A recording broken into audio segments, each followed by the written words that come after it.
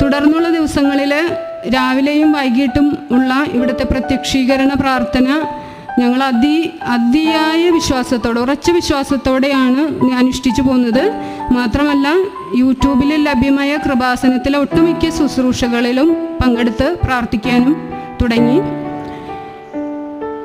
അതിനാൽ തന്നെ ഞങ്ങൾക്ക് വലിയ ഞങ്ങളുടെ മനസ്സിലുള്ള എല്ലാ ആകുലതകളും ഉത്കണ്ഠകളും ഒക്കെ ഞങ്ങളെ വിട്ടുമാറി രാത്രിയിൽ സുഖമായി കിടന്നുറങ്ങുന്നതിന് ഉള്ള ഒരു അനുഗ്രഹം ലഭിക്കുകയും ചെയ്തു.